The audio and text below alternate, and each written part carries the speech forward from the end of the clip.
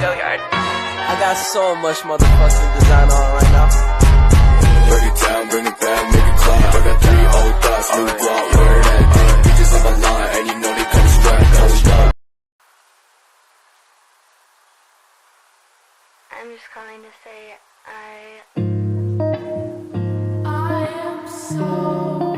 Pancasila dirumuskan dalam sidang pertama BPUPKI. Sidang pertamanya dilaksanakan pada tanggal 29 Mei sampai 1 Juni 1945. Pada sidang pertama BPUPKI, Dr. Supomo, Mr. Muhammad Yamin, dan Insinyur Soekarno menyampaikan beberapa usulan tentang falsafah atau dasar negara Indonesia.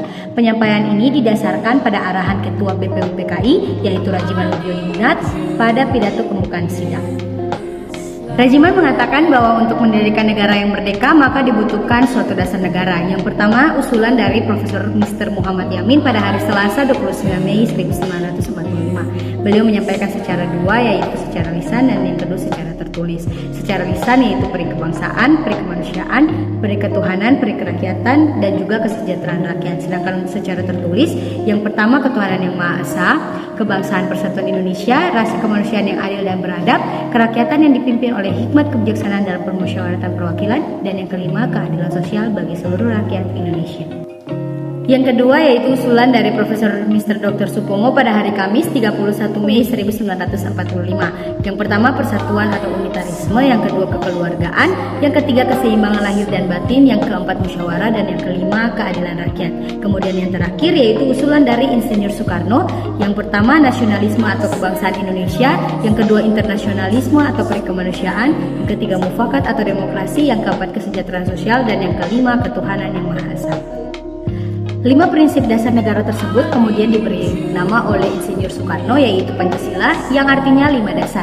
Usul nama Pancasila ini kemudian diterima pada sidang BPUPKI karena dianggap sesuai dengan permintaan fundamental, yaitu pembentukan dasar filsafat dasar negara Indonesia yang akan merdeka oleh Dr. KRT Rajiman Widioningrat selaku Ketua BPUPKI. Oleh karena pada masa persidangan pertama BPUPKI belum tercapai kata sepakat tentang dasar negara, maka dibentuklah Panitia 9, yaitu Insinyur Soekarno sebagai Ketua, Mr. Muhammad Yamin, KH Wasid Hashim, Dr. Andus Muhammad Hatta, KH Abdul Kahar Muzakir, Mr. A.A. Maramis, Mr. Ahmad Subarjo, Raden Abikusumo Cokro Sujoso, dan Haji Agus Salim.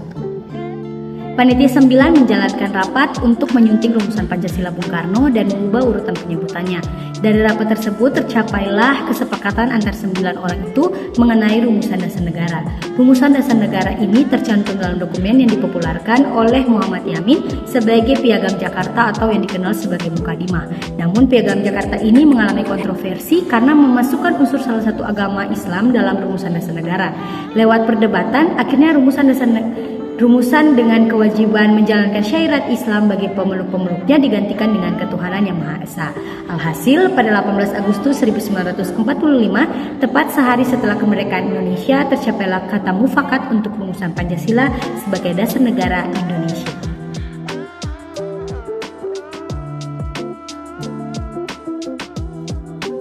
Pentingnya urgensi Pancasila sebagai dasar negara merupakan pedoman bagi para pejabat pemerintahan agar tetap berada pada jalur yang tepat atau tidak menyimpang dalam merumuskan maupun menyelenggarakan suatu kebijakan bagi negara, dan agar seluruh warga negara dapat berpartisipasi secara aktif dalam melaksanakan proses pembangunan pada semua aspek bidang kehidupan masyarakat yang berdasarkan pada nilai-nilai Pancasila. Pentingnya esensi Pancasila yaitu menjadikan segala kebijakan yang dibuat atau diterapkan oleh negara Indonesia harus berpatokan kepada Pancasila sebagai sumber nilai. Seperti yang telah diketahui, Pancasila secara formal telah diterima menjadi dasar negara Indonesia sejak 18 Agustus tahun 1945 pada sidang pertama PPKI.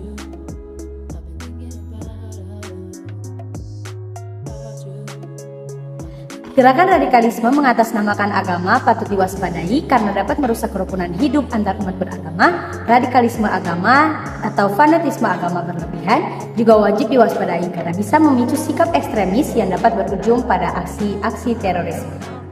Solusinya, mensosialisasikan ajaran agama yang santun, saling menghargai, saling menghormati, damai, toleran, hidup rukun, menerima keberagaman dan kemajemukan, kemudian memiliki rasa cinta tanah air dan bela negara.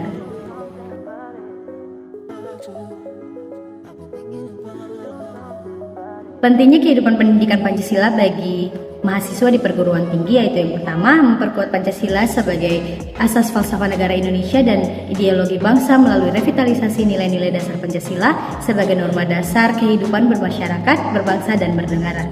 Kemudian yang kedua, agar mahasiswa dapat mengembangkan karakter manusia Pancasila dalam pemikiran, sikap, dan tindakan.